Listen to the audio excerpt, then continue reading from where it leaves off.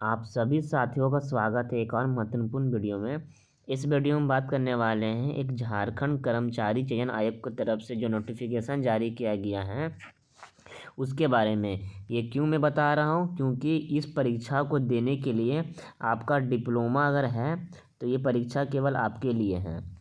ठीक है, तो जितने भी डिप्लोमा होल्डर्स मेरे वीडियो को देख रहे होंगे, चाहे वो जूनियर हो या चाहे वो सीनियर हो या चाहे वो पास आउट हो, उनके लिए महत्वपूर्ण वीडियो है। इसको पूरा समझिए और आपको अच्छा से जानना होगा। तो इसका जो नोटिफिकेशन का पीडीएफ है, इसको अपना टेलीग्राम ग्रुप में हम शेयर कर देंगे। आप डिस्क्रिप्शन में दिए गए लिंक से इसको पढ़ सकते हो बारीकी से हर एक चीज़ को, ताकि आपको अच्छे से समझ में आ सके।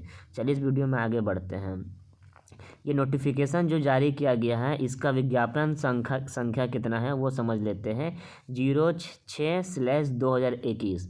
ठीक है, उसके बाद में ये परीक्षा किनके लिए है? ये परीक्षा बेसिकली जेई पोस्ट के लिए है। जेई मतलब क्या होता है? जूनियर इंजीनियर होता है, उसके पोस्ट के लिए है। ठीक है, इसका परीक्षा का शुल्क कितना है? 100 रुपये है। 100 रुपये किनके लिए है? जो बच्चे जनरल से हैं उनके लिए हैं, और जो बच्चे SC ST के लिए हैं उन सभी के लिए कितना है? 50 रुपये हैं। OBC वाला का कितना है? OBC वाले का भी 100 रुपये है। अब चलिए आगे बढ़ते हैं। इस परीक्षा में कुल कितने पद है? कुल पद से समझिए कि परीक्षा में किस किस डिपार्टमेंट को बुलाया गया है। इलेक्ट्रिकल, मैकेनिकल और सिविल। जो बच्चे होंगे ऑटोमोबाइल से वो मैकेनिकल के फॉर्म को बिल्कुल भर सकते हैं। जो बच्चे होंगे EEE से वो बिल्कुल भी भर सकते हैं इलेक्ट्रिकल के फॉर्म के माध्यम से, और जो सिविल के वो भर सकते हैं। देखिए 46 जो सीट दिख रहा है आपको, ये किसके लिए? ये आपके इलेक्ट्रिकल के लिए है। अब इसमें ये समझना होगा कि जनरल वालों को कितना है, OBC वालों को कितना है, SC ST वालों को कितना है। तो इस पेज का आप स्क्रीनशॉट लेकर समझ सकते हो, नहीं तो इस PDF को ओरिजिनली आप पढ़ सकते हो। ठीक है, अब आ जाते हैं इसके बाद किसके लिए है। इसके बाद जो 188 सीट खाली है सिविल के लिए। सिविल में ज़्यादा की सीट संख्या खाली है। ठीक है, उसके बाद में सीट खाली है आपका मैकेनिकल के लिए। 51 सीट खाली है मैकेनिकल के लिए। अब कुछ बच्चे ऐसे होंगे जो सोच रहे होंगे कि इसको तो केवल वही भर सकते हैं जो बच्चे पास आउट हो गए हैं। ठीक है, देखिए अगर इस फॉर्म का जब भी स्टार्टिंग डेट होगा, मतलब ये फॉर्म जब स्टार्ट होगा अपने भराने के दिन के लिए, उस दिन में आप देखना एक बार चेक करके कि इस फॉर्म को भरने के लिए आपसे बेसिक डिटेल्स क्या क्या मांगा जा रहा है। अगर आपका डिप्लोमा का सर्टिफिकेट नहीं मांगा जा रहा, मतलब डिप्लोमा पासिंग सर्टिफिकेट अगर आपका नहीं मांगा जा रहा है, इस परीक्षा को आप बिल्कुल भी भरिए। और भरने के बाद में इस परीक्षा का जो पेपर होगा, 2 पेपर होने वाला मैं आगे बताने वाला हूँ। पेपर 1, पेपर 2, वो दोनों पेपर को दीजिए। और ये देखिए कि आपका क्या तैयारी अभी तक हो रहा है अपने जेई पोस्ट के लिए। और अगर इसका वेरिफिकेशन होते होते, मतलब अगर इस जॉब का एग्ज़ाम के बाद में वेरिफिकेशन होगा डॉक्यूमेंट, उसके बाद मेडिकल होगा, उस समय तक वो पेपर मांगा जाएगा। हो सके इसमें दिसंबर महीना तक आ जाए, और दिसंबर नवंबर आते आते आप इधर से 2 बच्चे अभी 5th सेमेस्टर में होंगे 19 से 22 सेशन वाले, लगभग ये लोग का पासिंग सर्टिफिकेट और ओरिजिनल सर्टिफिकेट आ चुका होगा। उस कंडीशन में ये जॉब में आप आगे भी बढ़ सकते हो और जॉब को प्राप्त भी कर सकते हो। अगर दिसंबर से पहले होता है या नवंबर से पहले डॉक्यूमेंट वेरिफिकेशन हो जाता है, या फिर फॉर्म के भरवाने के समय में ही अगर आपसे डिप्लोमा मांग लेता है, उस कंडीशन में तो आप नहीं भर पाइएगा। और अगर नहीं मांगता है तो इस फॉर्म को भरने में, एग्ज़ाम देने में ही आपको फ़ायदा है। क्योंकि अक्सर ये देखा गया है कि एक बार एग्ज़ाम का डेट आगे बढ़ते लगभग दिसंबर जनवरी साल 2 साल के बाद होता है। उस कंडीशन में क्या होगा, डॉक्यूमेंट वेरिफिकेशन भी लेट से होगा जॉब के समय में, और उस तक तो आपके पास पेपर तो आ ही चुका होगा। तो ये आपके लिए मालूम चलेगा कब, जब इस फॉर्म को भरवाया जाएगा। देखिए इसका पेमेंट स्केल क्या होगा, पे स्केल क्या होगा। ये जो पोस्ट है वो सरकारी डिपार्टमेंट में सरकारी पद हैं, इसलिए इसका पे स्केल बहुत अच्छा होने वाला है। 35,400 रुपये से लेकर 1,12,400 रुपये तक है। स्टार्टिंग में आपको सैलरी दिया जाएगा इतना ही, बढ़ते बढ़ते प्रमोशन होते होते आपका पेमेंट इतना भी आ सकता है। चलिए अब समझते हैं इस फॉर्म को कौन भर सकते हैं। इस फॉर्म को बेसिकली भरने वाले डिप्लोमा होल्डर होंगे, जो बच्चे डिप्लोमा के होंगे। ठीक ना, डिप्लोमा कर चुके होंगे, वो बच्चे भर सकते हैं, या डिप्लोमा जो कर रहे होंगे वो भी भर सकते हैं। ये हम लोग को मालूम चलेगा कब, जो कर रहे होंगे उनके बारे में, जब इस फॉर्म को स्टार्ट किया जाएगा, जब इस फॉर्म को भरवाया जाएगा। अभी ये मान के चलिए कि जो बच्चे डिप्लोमा के हैं वही भर सकते हैं, ठीक है। साथ में आपका मैट्रिक सर्टिफिकेट झारखंड का होना चाहिए, और ये मैंडेटरी रखा गया केवल जनरल वालों के लिए और OBC वालों के लिए। अगर बच्चे झारखंड से हैं तो उनका वो अगर जनरल और OBC से बिलोंग करते हैं तो उनका मैट्रिक झारखंड में ही होना चाहिए।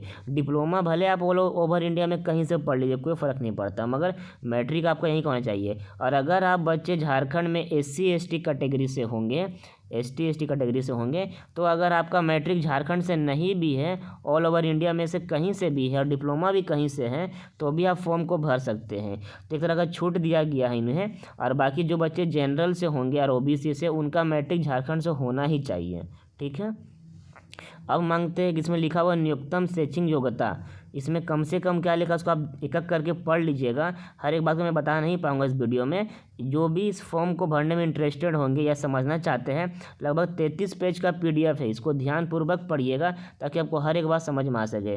देखिए इसमें क्या है, अंतर्राष्ट्रीय ओलंपिक, भारतीय राष्ट्रीय स्तर प्रतियोगिता, जो भी बच्चे क्या होते किसी डिपार्टमेंट में खेल कूद में पार्टिसिपेट करते हैं, स्पोर्ट कोटा सुने होंगे, अगर कोई बच्चे स्पोर्ट्स खेलते थे या उनका एक अच्छा प्रदर्शन रहा है इंटरनेशनल लेवल में या नेशनल लेवल में या स्टेट लेवल में, उनको कहीं ना कहीं इस फॉर्म में डिप्लोमा पढ़ाई किए होंगे वो, तो उनको कहीं ना कहीं आरक्षण मिलेगा, ठीक है।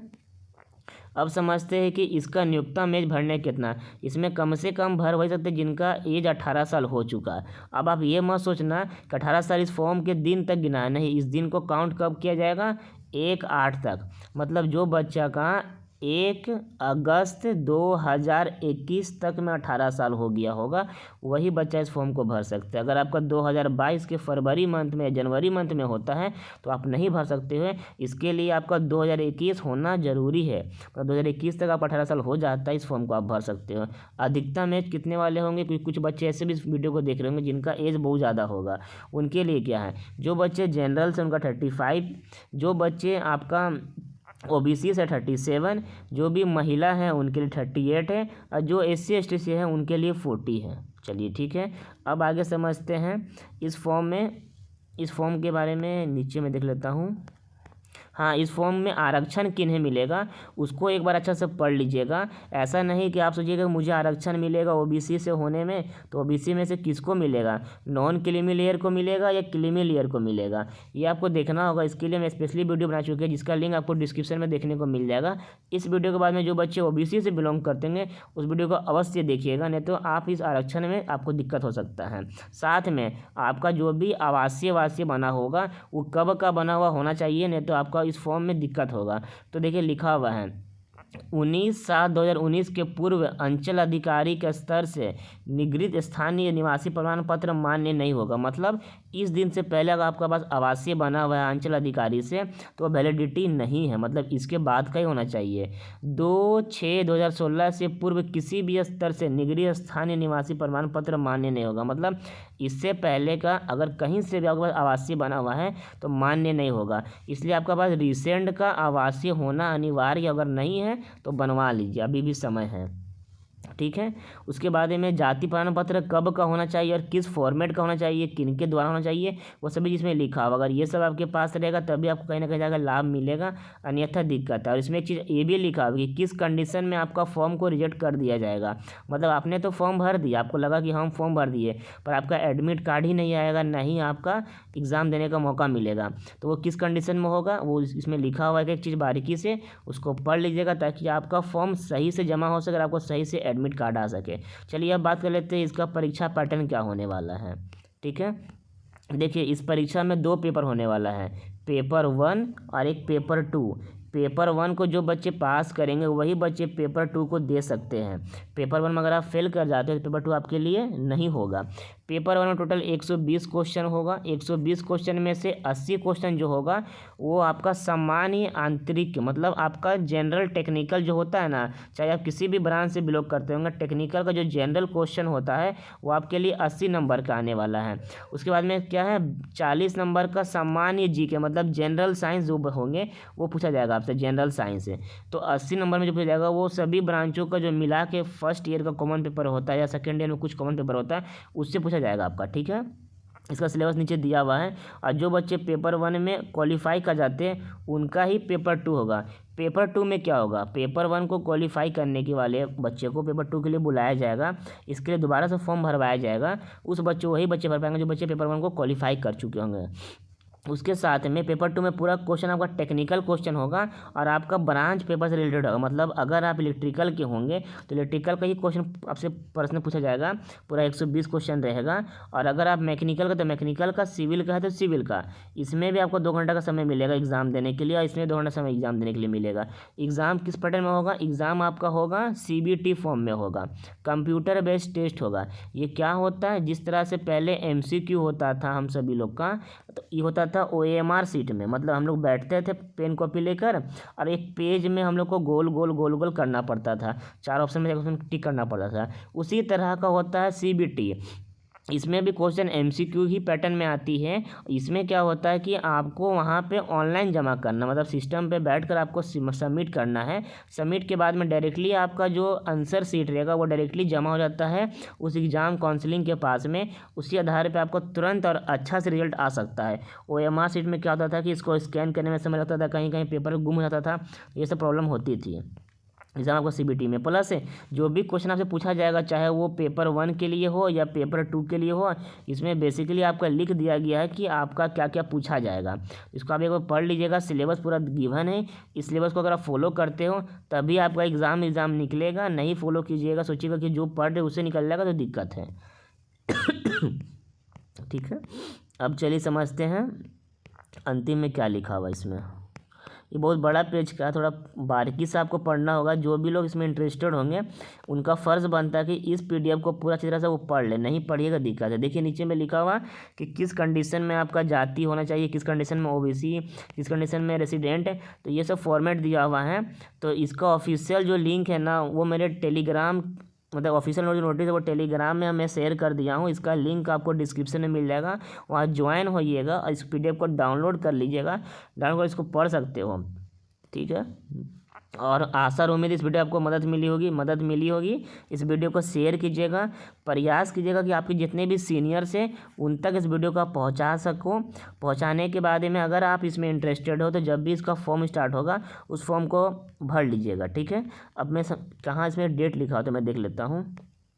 हाँ देखिए इसमें डेट का क्या है, आपका फॉर्म का डेट है वो 23 जनवरी 2022 से लेके 22 फरवरी 2022, मतलब पूरी आपको 1 महीना का समय मिलेगा। इसी के बीच में आपका रजिस्ट्रेशन भी होगा, इसी के बीच में आपका फॉर्म भी भरवाया जाएगा।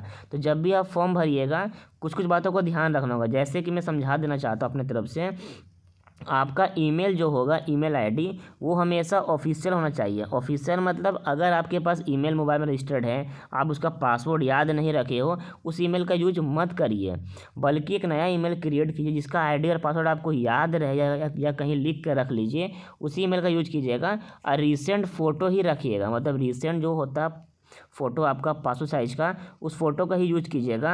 और उस फ़ोटो का कम से कम 6-7 पीस तो आपके पास होना ही चाहिए। अगर एक ही फ़ोटो आपके पास है उस फ़ोटो को अपलोड कर दिएगा मत, क्योंकि हो सके आगे जाकर फ़ोटो मांग लिया जाए आपसे सेम फ़ोटो, तो सेम फ़ोटो ना होने की वजह से कभी भी दिक्कत हो सकता है और फिर आप फ़ोटो खोजते रह जाइएगा।